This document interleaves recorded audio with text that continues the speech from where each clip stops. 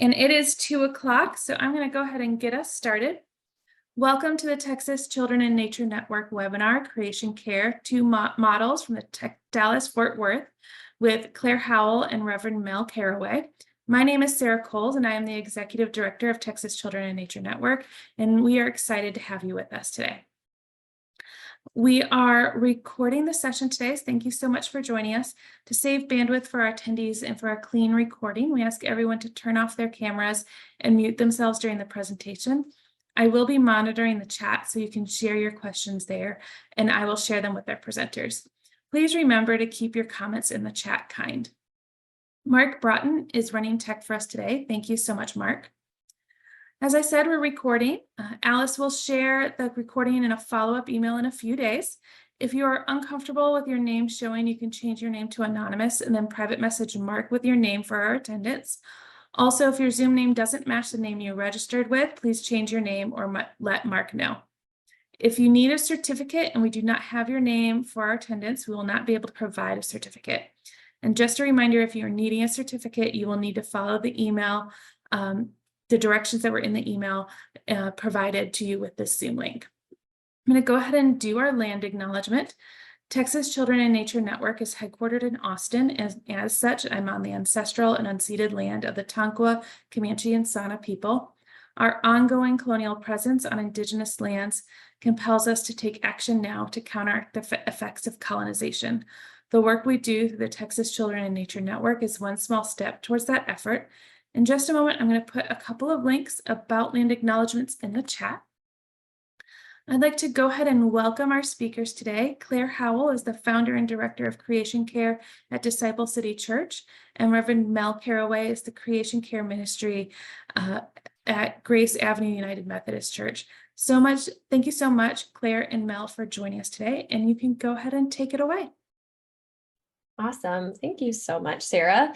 We are so excited to be here today. As Sarah shared, we are going to be sharing about our Creation Care ministries at our respective churches. So I will go ahead and share first just a little bit of an agenda to get set up. It's not too complicated.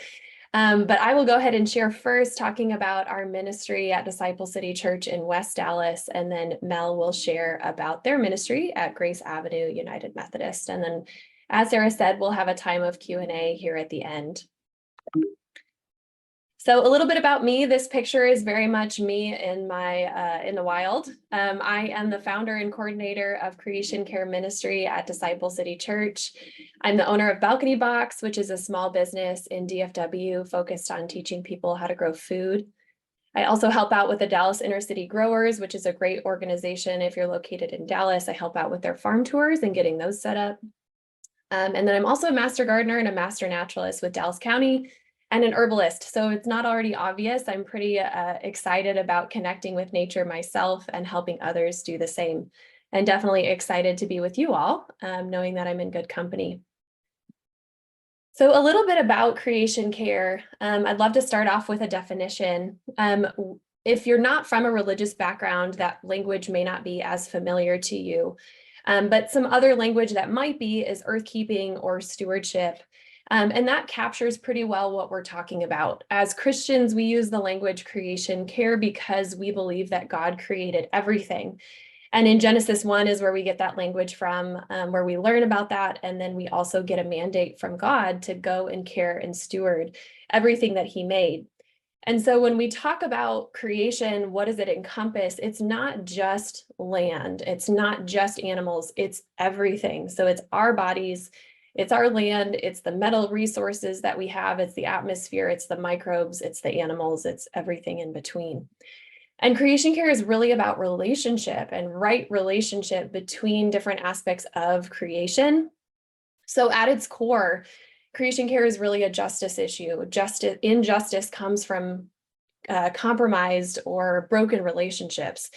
And so as a creation care ministry, we are seeking to repair those relationships and fight for justice. And those relationships should be such that there is mutual flourishing between all parties. So a little bit about our ministry. Our church is called Disciple City Church, formerly Mercy Street Church. We're located in West Dallas and the Oak Cliff area, if you're familiar with DFW.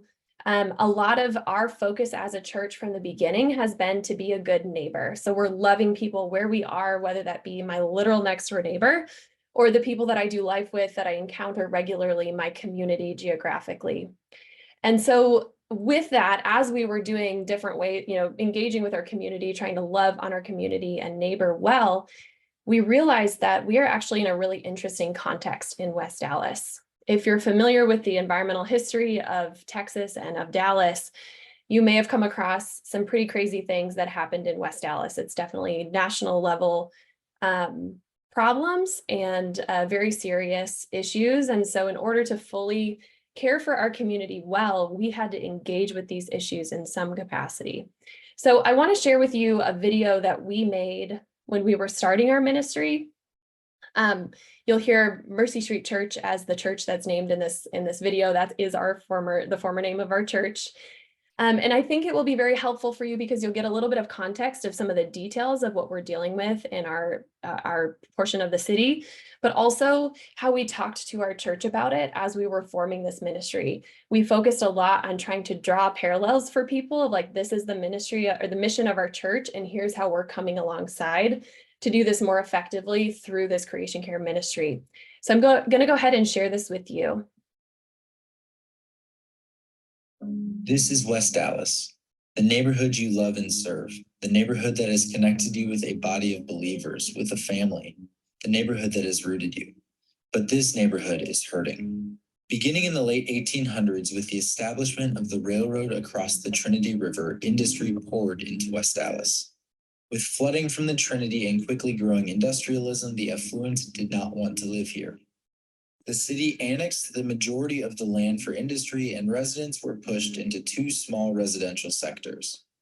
As industrialism took over, mining and cement production began, covering the area with concrete dust and leaving behind large pits that filled with the runoff of raw sewage and petroleum from nearby oil refineries. Metal factories moved in and continued the trend of illegal and legal dumping in West Dallas. The worst contamination came from the RSR smelter, which moved in 1957. The plant recycled lead batteries, but did so in a way that hurt West Dallas. As they recycled batteries, they filled nearby landfills with lead-contaminated byproducts, and they pumped lead dust into the air. This influx of lead and other heavy metals caused near immediate contamination of the neighborhood's soil and groundwater supply. Thankfully, the Environmental Protection Agency intervened in the 1990s, calling West Dallas the largest lead-contaminated area in the United States, and began cleaning up the area. Unfortunately, 2 decades later, West Dallas continues to suffer from both existing and new pollution. This has led to heightened cancer rates, birth defects, and respiratory illness, and has aided in maintaining a cycle of poverty in this community. But Christ is not silent on the topic of abuse and abandonment of victimized communities like West Dallas. Throughout the Bible, you see men and women drawn in as the marginalized and as the hopeless, but they never leave that way. Our Savior is about empowering, about instilling hope, and about restoring, and he can do that here in West Dallas. God created everything, and we have been called to steward it all. We talk about the need to care for people, but this love for people has often been divorced from care for the environment in which the people live. Caring for your neighbor includes meeting their physical needs: food, clean water, healthcare, and shelter, all of which are indisputably tied to God's creation and the environment. Neglect of the care for your neighbor's environment is plain and simple. It's neglect in the care for your neighbor. As Mercy Street Church, we have the opportunity to live lives marked by sustainability and stewardship to love our neighbors more fully in West Dallas. Through intentional living, Christ can use us to provide hope for the hopeless. The gospel preaches holistic restoration and redemption for all of creation, and it can happen right here in West Dallas, and it can start with you. So as you can see, we're dealing with a really interesting context, and our hope was really to find common ground with our church congregation to really be better off, better able to serve our community. And so everything that we do as a ministry is informed by both our mission as a church to neighbor well and to, work towards restoration in our city, but also to meet the specific tangible needs of our community. And as the video highlighted, we have some serious heavy metal contamination issues. We have air pollutants coming from several different inputs. We have food insecurity. We have all kinds of different issues that are still at work in our community. So this is highly contextualized for our ministry, but hopefully it gives you an idea of kind of how we formed our ministry with a mission in mind, but also informed by the intentional needs of our community. Whoops. So we'll go ahead and cover our projects. So we do quite a bit with our ministry, but these are some of the highlights, and I'd love to cover each one with you. So starting off with our community compost drop-offs, I love compost. I don't know if anyone else on the chat is really excited about compost, but I think it's just such an amazing concept to take something that's so ugly and nasty that no one wants to touch, and it's the very thing that brings life to our soils and provides a way for us to grow fruits and vegetables. So this is kind of from a practical level, it's a great opportunity for us to decrease our impact in the local landfills, which are often situated in the least privileged communities. And so if you're not familiar with how that works, when food scraps decompose in a landfill, it's an anaerobic process, and the off gas from that is methane, which is a greenhouse gas and a local pollutant when it's in large quantities. But when food scraps decompose in an aerobic composting situation, the byproducts are water vapor and a little bit of carbon, not a whole lot, in such a way that it would impact greenhouse gases in a significant way. So it's a very different finished product. And when you compost, you get this wonderful product that can be used for our community gardens. So it's a very practical way that we can engage with our community to take something that has the power to cause problems in our community and in our local landfills and have it be something that can provide food for our community. If you live in Dallas, you probably know that there are not very many places to bring your compost. So this is also a way that we can love on our community by providing a free channel for compost drop-offs. And then, like I said, circling back to what I was talking about at the beginning, composting and allowing people to participate in this is such a cool mindfulness and spiritual practice, at least for us as Christians, of taking this nasty stuff and making it into something that brings life. It's like just such a tangible reminder of our opportunity, our invitation to participate in restoration in our communities. The next project that we've worked on a lot is offering stewardship classes. So this is a really neat way for us to partner with a wide range of community members. These are public, and our hope is really that people from all over the city come to participate. So usually these classes are done in person. They cover a wide variety of topics, with really the goal being that people feel equipped to make tangible changes in their lives to align with a more thoughtful stewarding lifestyle. So the picture at the top is from one of our early classes where we're focusing on soil building and building out gardens. The one here in the middle is Miss Annie working on learning how to can. So food preservation, we did both water bath canning and pressure canning. And then the bottom picture is Miss Terry and Savannah working on making soaps with homemade or with local olive oil and tallow for Mother's Day for our church members. So they really span a wide range of different topics, but our hope is really that people get a holistic perspective of how they can make small changes in their lives and feel equipped to do so in such a way that benefits them, but also the rest of creation. Another facet of our ministry is sustainable church practices. So this is definitely an area of our ministry that we are looking to further build out. But at the moment, we do a lot with waste management, making sure we're being thoughtful about the waste we're producing and then how it leaves our building. We also look at, trying to limit how much waste we're producing and doing things in a more sustainable way. And the thing that I love about this branch of our ministry is that it's an opportunity to build practices and habits into our church rhythms so that people even passively are getting, they're kind of getting sustainability rubbed off on them, I guess, if you will, where it's an opportunity to practice these things in community. And so hopefully some of those practices will eke into things that happen at home. The next is our micro orchard. So we partnered with Giving Grove, which is a fantastic nonprofit based in Kansas City, and they are kind of branching out all over the country. I'm not sure if they are involved in Austin or San Antonio or Houston at this point, but definitely if you're in Dallas, they're a great resource. Their focus is equipping people in urban settings with all the support and infrastructure that they need to be able to set up a successful micro orchard. And the lens that they approach it is trying to connect areas of need in food insecure areas with sustainable food production. And they do that through the form of fruit trees. So we partnered with them, installed a micro orchard on the front lawn of our church 2 Novembers ago. So we are very much still in the baby tree phase. We don't have any fruit production yet. We're letting them mature and get settled. But this has been a really awesome opportunity to gather our community, teach them about soil management practices and sustainable organic agriculture. And as you can see on this slide, but also on our next slide, that kids just love engaging with plants and in gardens. I'm sure I'm preaching to the choir, but that is just such an incredible tool for reaching kids and families and helping them reconnect with nature and a more sustainable lifestyle. So this is our Eagleford Community Garden. This is where we spend the bulk of our time as a ministry. Our garden is located off-site from our church. It's in the middle of a neighborhood. We revitalized a community garden that was pre-existing but had failed and was dormant for many years. And so this is really where we are tackling very holistically or trying to tackle holistically some of the issues in our community. So we had talked about land toxicity, air pollution issues, food insecurity, and one that I hadn't mentioned yet, but that we had heard, especially in this specific community where our garden is located, that people were feeling rather siloed and that there weren't as many opportunities to meet others in their community.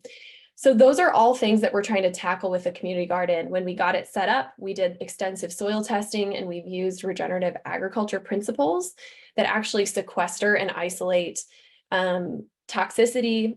We thankfully didn't have much toxicity in our garden, so we are not dealing with any real serious threats, but we've worked on regenerating the soil. We started with soil that had giant cracks in it in August, and now it's black and rich, at least 12 inches down, and able to host a whole suite of different vegetables and fruits. It's really amazing.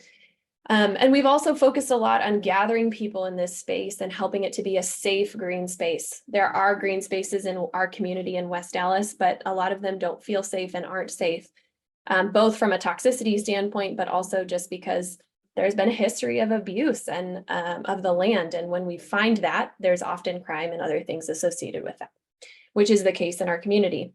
So this garden has been a really neat, holistic restoration site for those in our neighborhood. And as I mentioned on the previous slide, also a fun spot to engage with kids.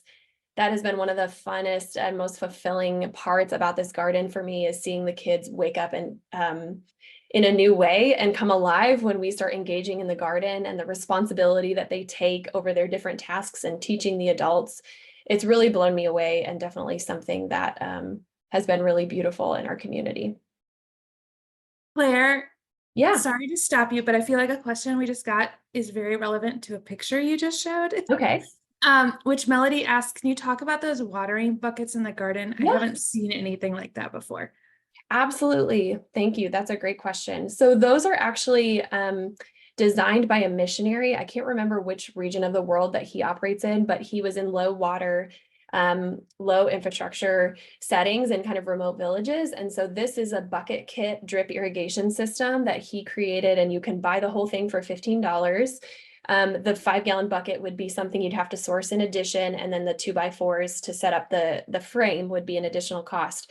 But the actual drip irrigation system is really inexpensive, easy to install. And the idea is that even with very little, access to fancy technology that we might have here in the States, that there could be opportunities for a very efficient drip irrigation. So in our community garden, unfortunately, we do not have water on site. If anybody is looking to start a community garden, that would be my word of wisdom.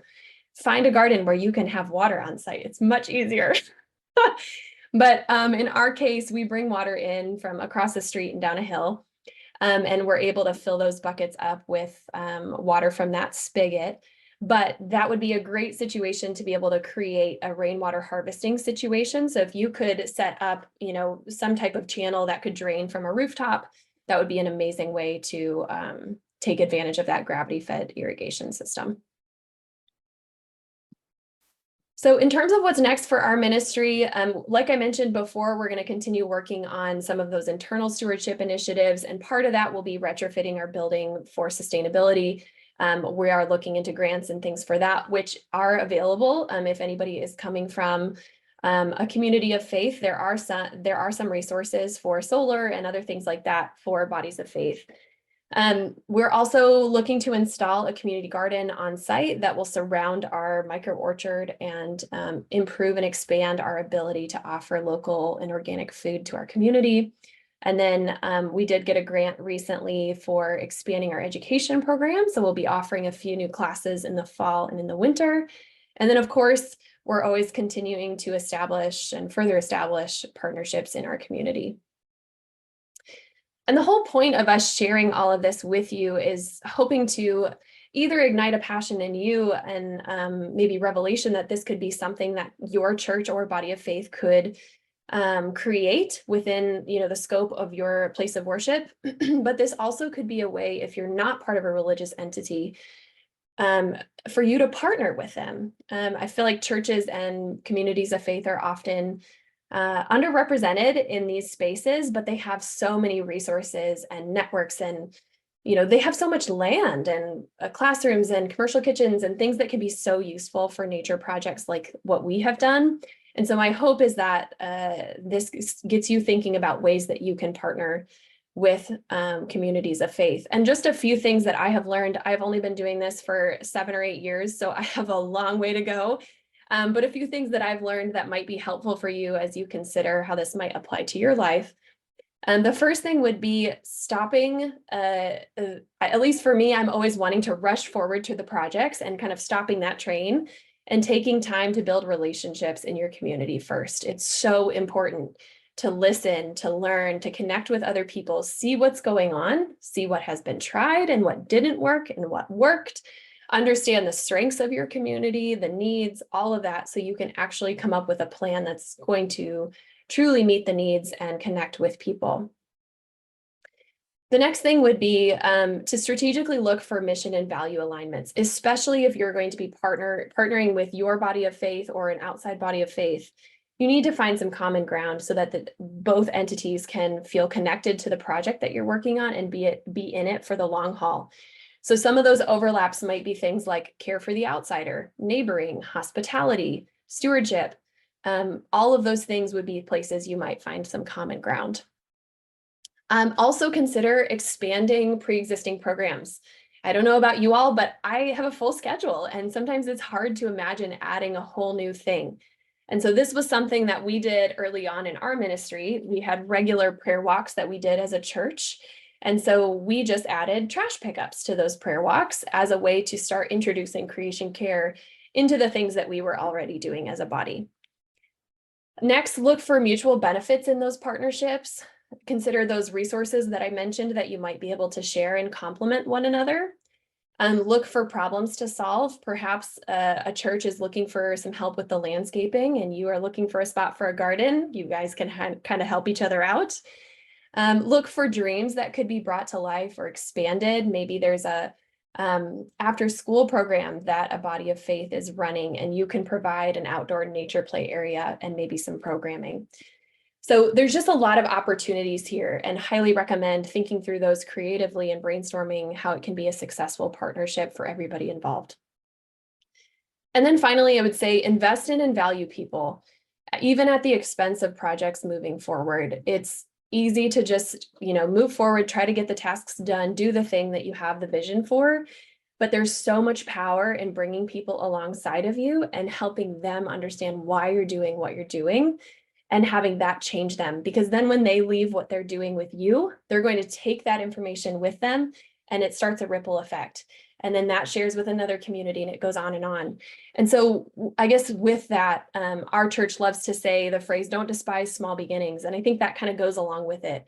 Enjoy the slowness of building a really solid partnership and ministry, and you will yield much fruit, no pun intended, or perhaps pun intended.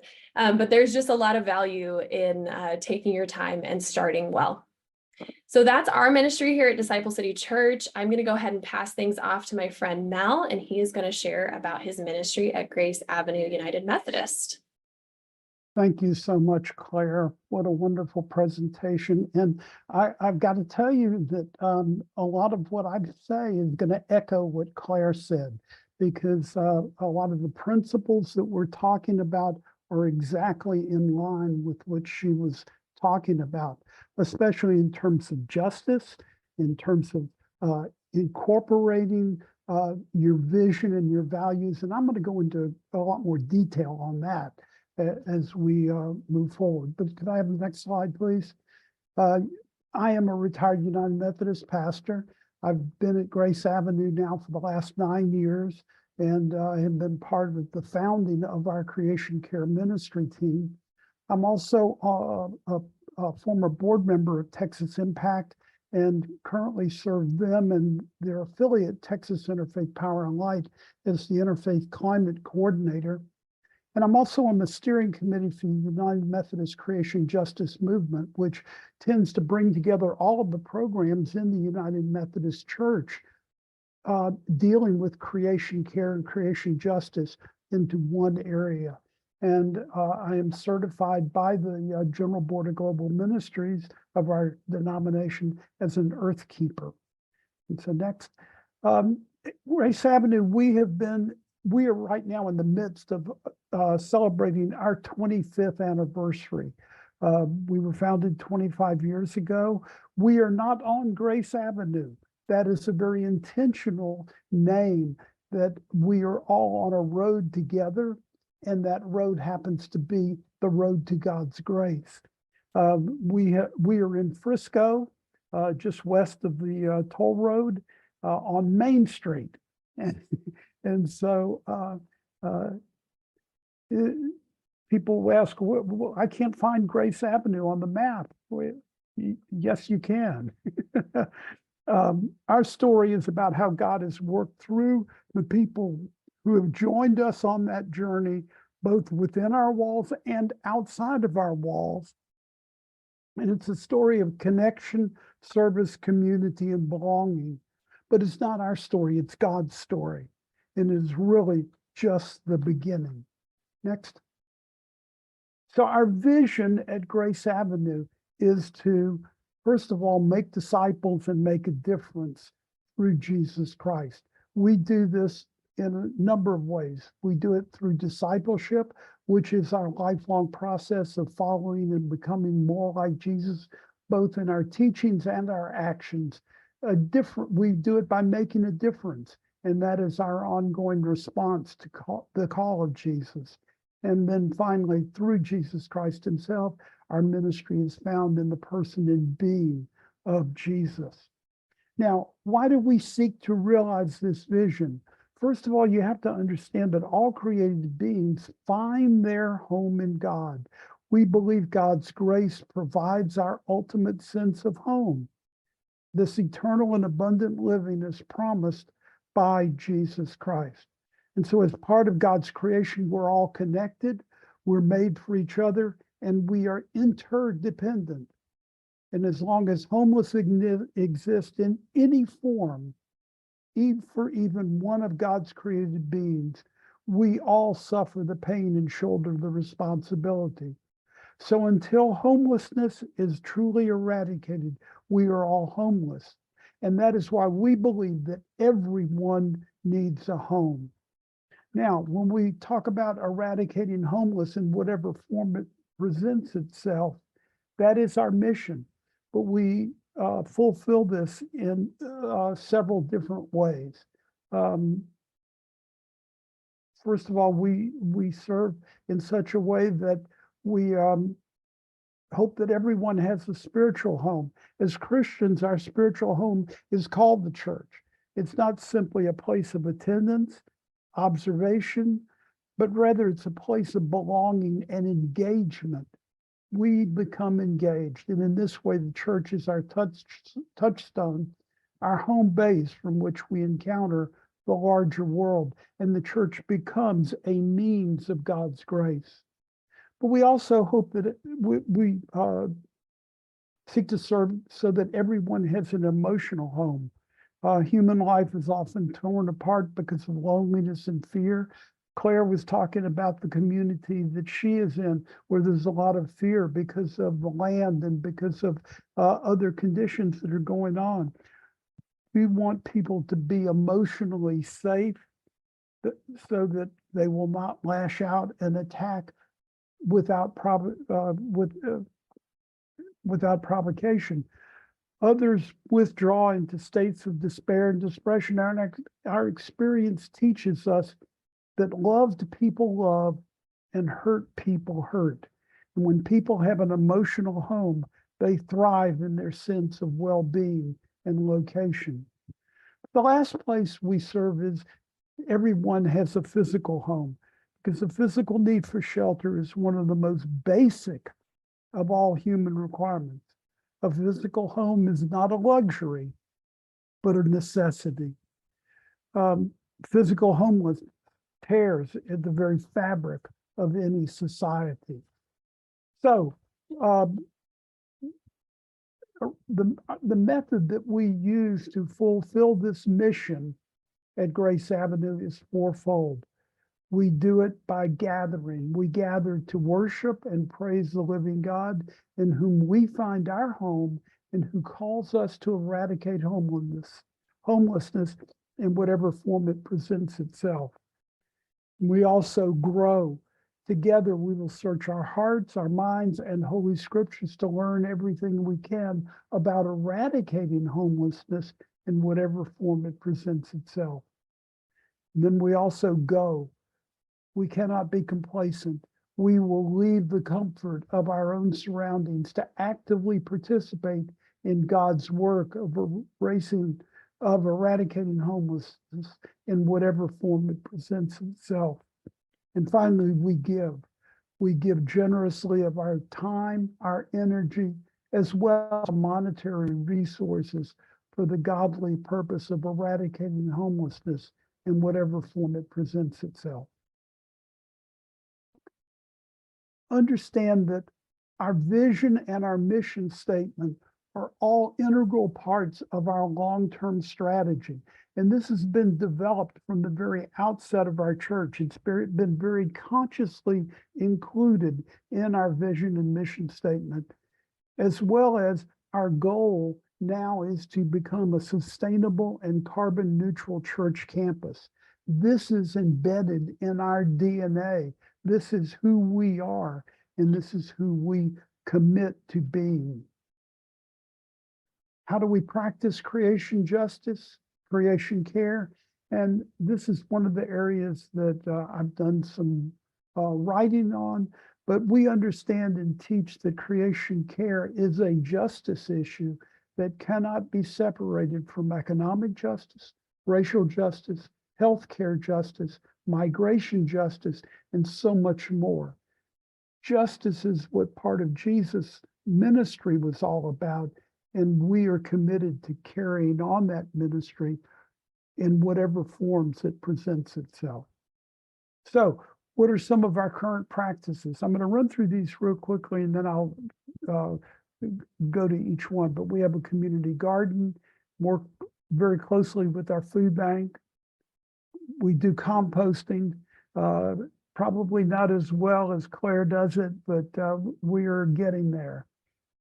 We do rainwater collection also, and that's in the beginning stages. We do trail cleanup and adopt a street. We do recycling, reuse, recycle. Path Seekers is our ministry that sponsors monthly nature hikes and trail walks. And then we have Pumpkins on the Prairie, which is a month, the whole month of October. We sell pumpkins to the community, and then we compost the bad and surplus pumpkins, and we sell that compost back to our parishioners. So let's go to the community garden. Our community garden is 11 years old. We've donated over 5,000 pounds of produce to our local food bank. That local food bank serves a largely migrant or immigrant population. And so we are working with them to adapt what we grow so that it meets the needs of those families and what they are used to. We have 15 raised beds, several tabletops that we grow herbs on. But of those 15 beds, they're each adopted by a member of the church. They're cared for by that member, but we work together on the garden collectively. We do a watering schedule. Everybody has a designated day during the month. We have volunteers in addition to our gardeners who come in and water. We have one gardener who grows nothing but peppers. He is a pepper meister. And I've known Gary for about 35 years. And he grows at home about 70 varieties of peppers. But in the garden, he only grows about 12. But he harvests about 20 pounds of peppers each week during the peak growing season. With our garden, we're looking to meet the needs, as I said, of the people who are clients of the food bank. So we're growing okra, we're growing green beans, we're growing cucumbers, we're growing radishes, we're growing collard greens, spinach, kale, we're growing tomatoes, zucchini, eggplant. It's across the board. We have a very wide variety of crops that we grow, and they love to see us when we come in because it's fresh produce, not canned. It's organic. It's not got any chemicals in it, and it's healthy, and it helps meet the needs of the children in our community. We also do composting.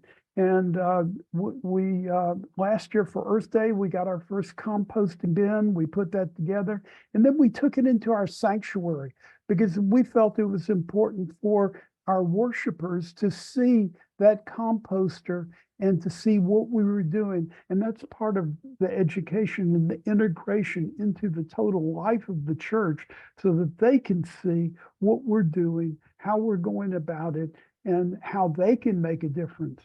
We have a daycare, we have a preschool that's really right behind where that compost bin is located. And the kids love to come out and not only see the compost, but they love to come see the garden. And they put their lunch compost into the compost bin. We're able to do that. But we're also able, when they come out, they're in close proximity to and see the garden on a daily basis. And every time I'm out there, when the kids are out there, they love it.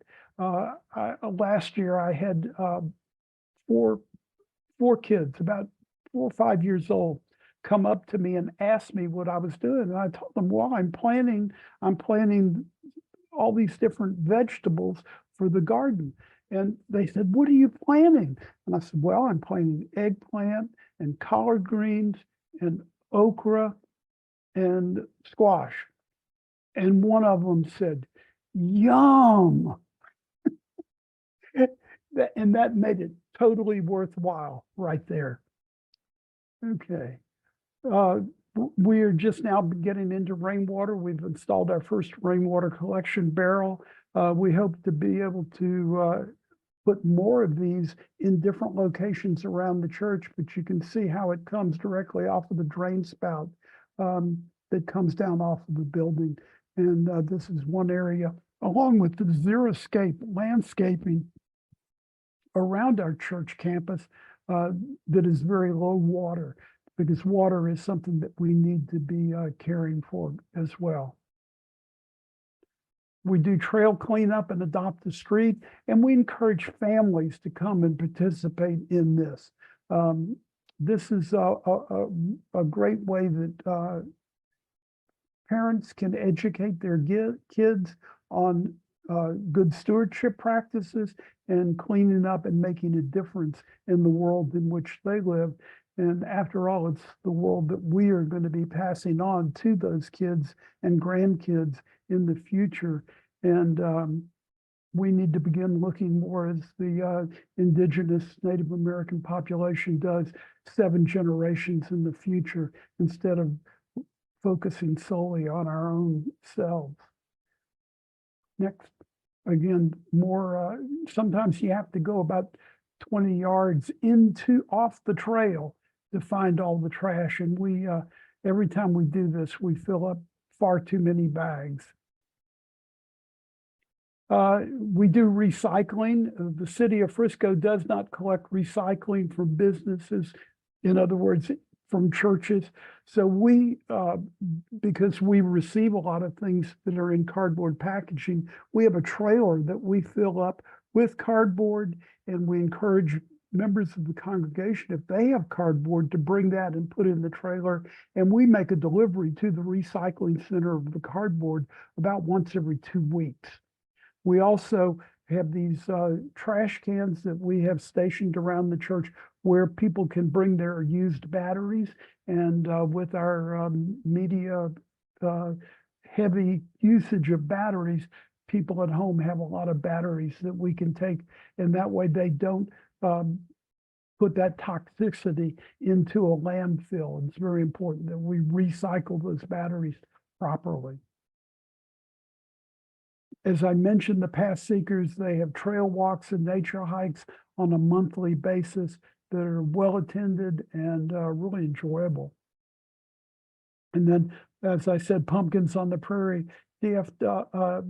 Dallas Morning News has ranked our pumpkin patch as one of the top 10 in the area.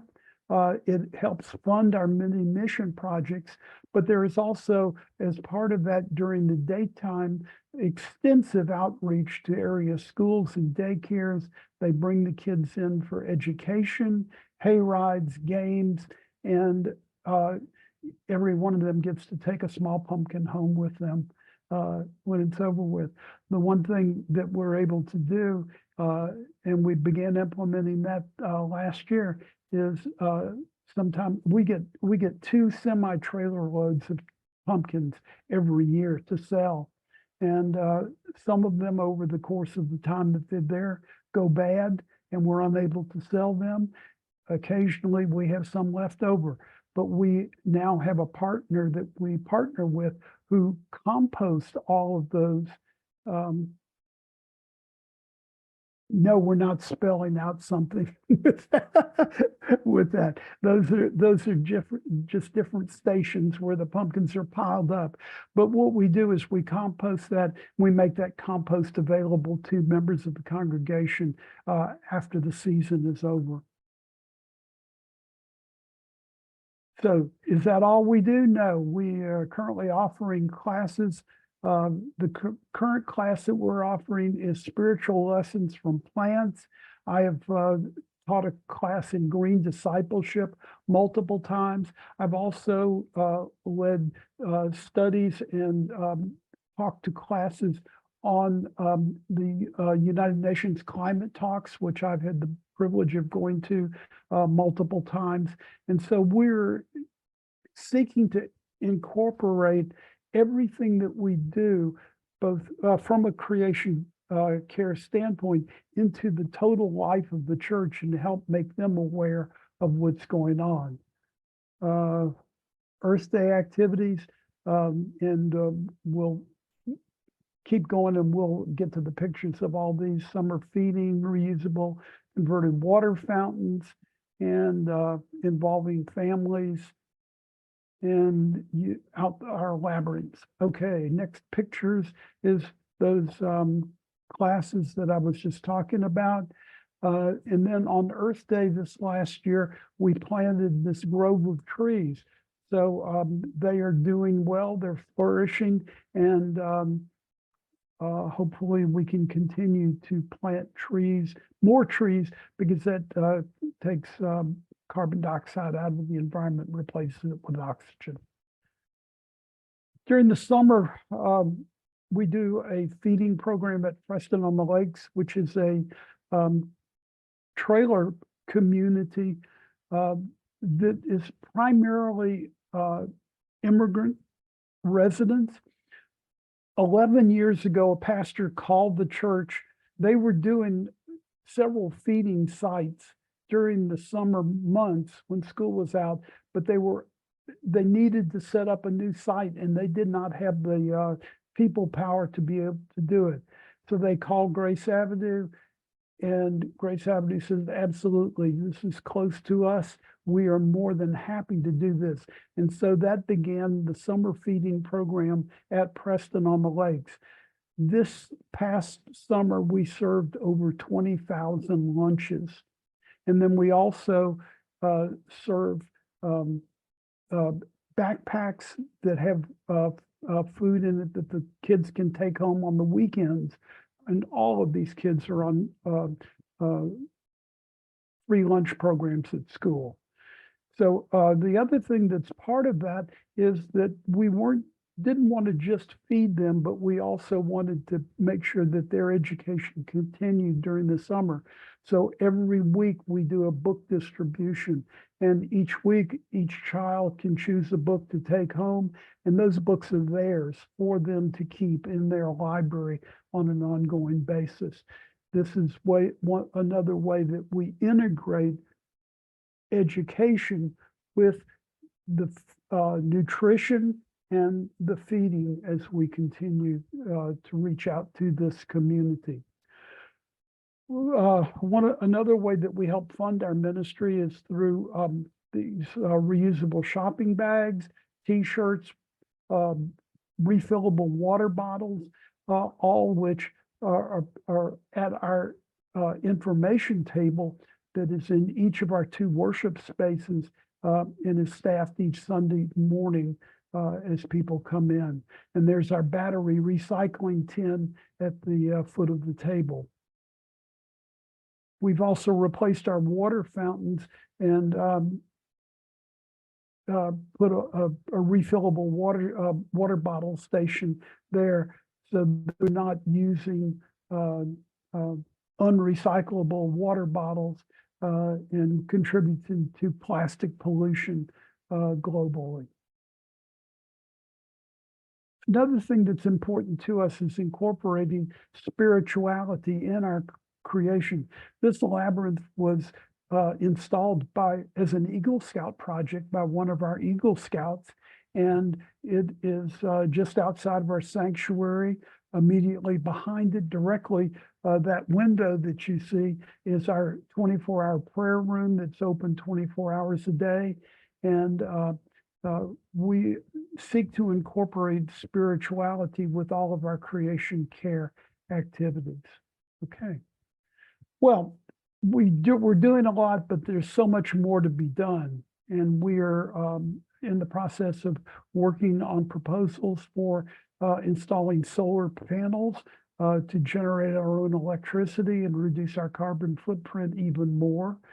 We are also this summer going to be having a plant a fruit tree vegetable day at Preston on the Lakes as part of our summer feeding program. And what that is going to do is we're hoping to, as we encourage nutrition with these kids that we're reaching out to, we're also encouraging them to work with their families to grow their own vegetables and fruits.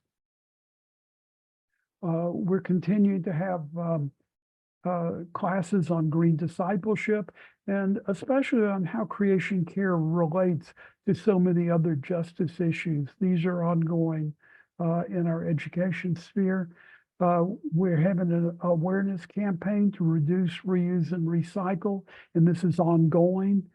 And finally, we're in the process of adding to our composting capacity because the compost bin we've got keeps filling up, and we keep reusing the compost as it matures, but we need more capacity, so we're going to be adding to that. Well, you might ask, how is all of this possible? First of all, it could not have happened without the support and encouragement of our pastor and all of our church staff. As I go around, I teach seminars to churches on how to establish a creation care ministry, or as many churches call them, green teams. And the very first thing I tell them is they have to get their pastor on board. It cannot take place if you don't have that support from the top. So the support of the pastor and all the church staff. We also have the support of our entire church leadership team, which includes creation care as a criteria for any new ministry that we implement. And as I said at the very beginning, our core values go back to the founding of the church 25 years ago, and creation care has been a part of those core values from the very beginning. And finally, none of this could happen without the support of the membership of our members, the entire church. They are part of it.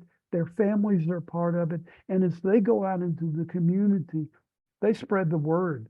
When we go shopping, we take our grocery bags with us, and they have our logo of our creation care ministry on them, which is behind me. I don't know if you can see it, but there you go. And get just an incredible positive response every time we're out in public with our logo, with our t-shirts, with our shopping bags. People want to know more about what we're doing and how we go about it.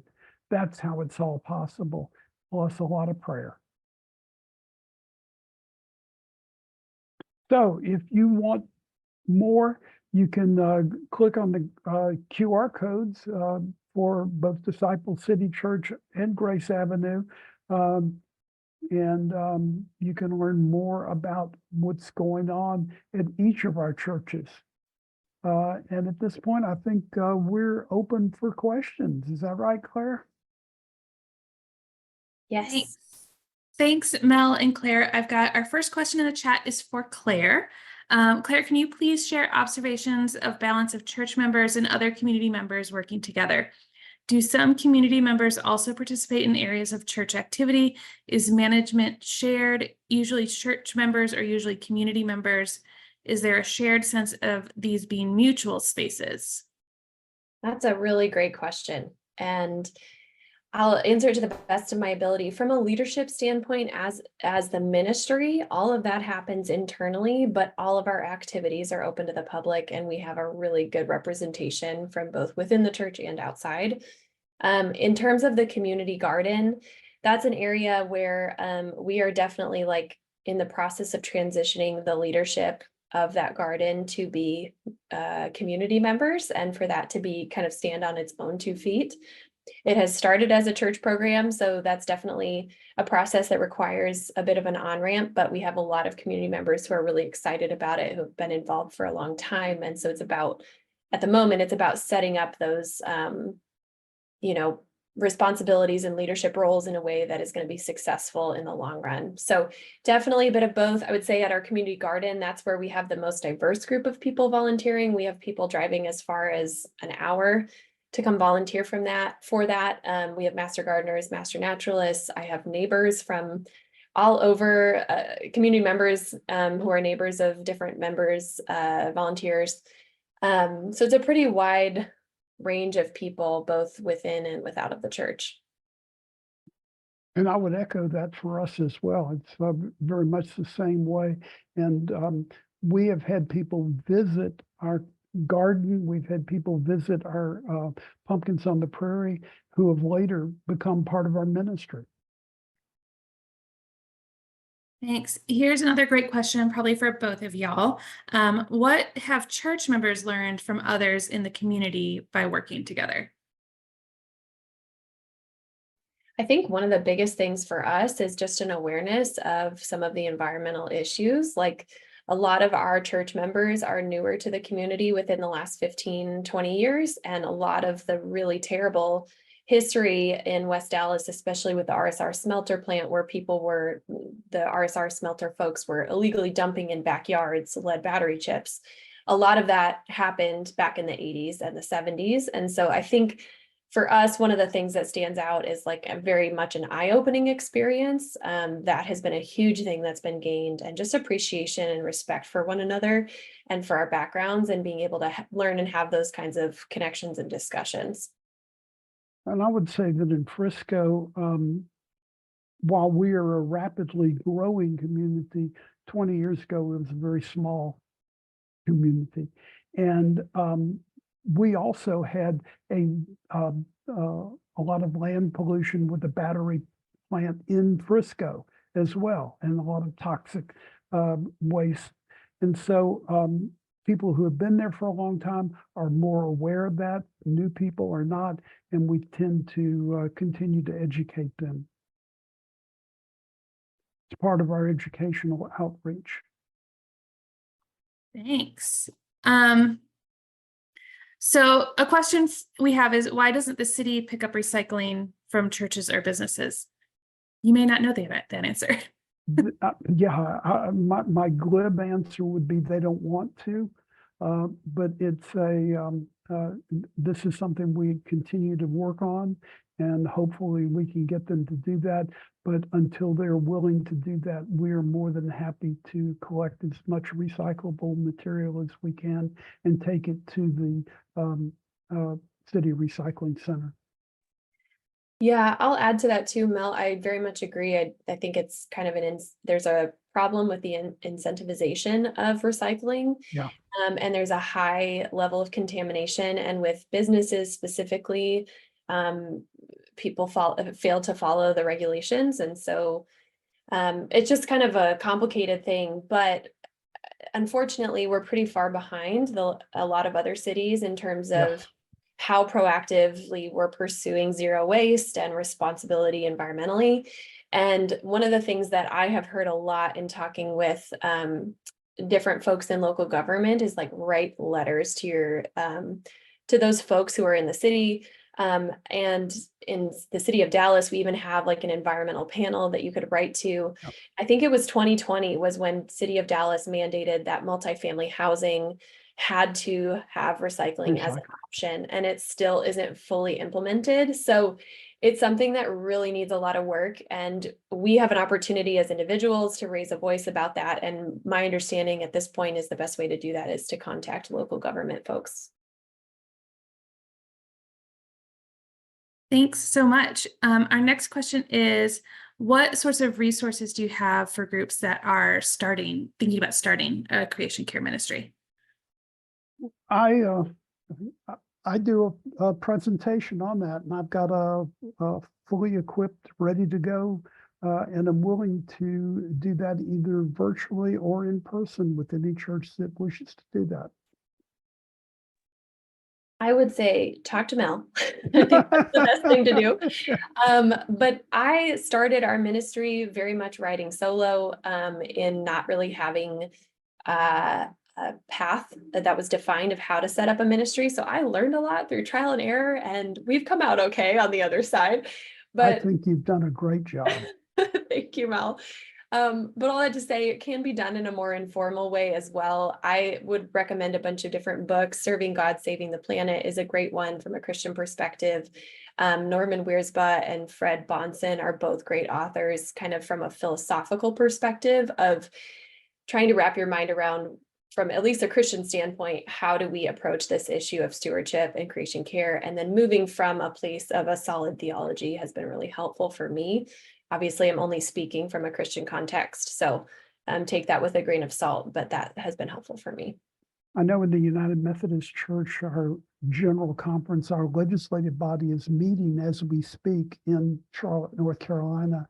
And one of the things that they are going to be voting on today or tomorrow is to, in each of the regional bodies of the church, to create a position that would be a caretaker of God's creation.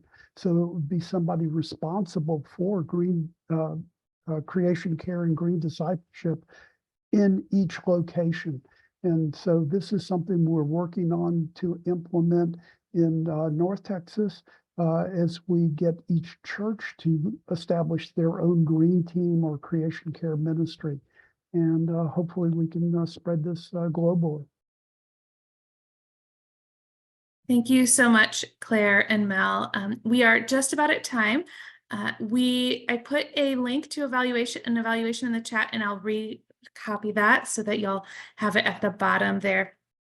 If y'all could fill that out for us, that is fantastic. Kim has one last question here, is if the position you talked about, Mel, is created, how would someone apply for said position? I don't know at this point. And Kim, we are in contact with each other, so perhaps we could talk about it and how to go about it. And then our last announcement is our next webinar is actually a week from today, and it's all about Nature Challenge, a 21st century platform for inspiring and tracking conservation. So please go ahead and register for that. Thank you so much for Sarah, presenting. can I just respond to a comment that just came in? Louise was talking about her church is small. No church is too small to do this. Anybody can do it, and all you have to do is work at it, get the buy-in from your leadership, and any church can do it. Thank you so much, Mel. And thank you so much, everyone, and have a fantastic rest of your afternoon. Enjoy our spring and enjoy some nature. So thank you so much, everyone, and have a fantastic rest of your afternoon.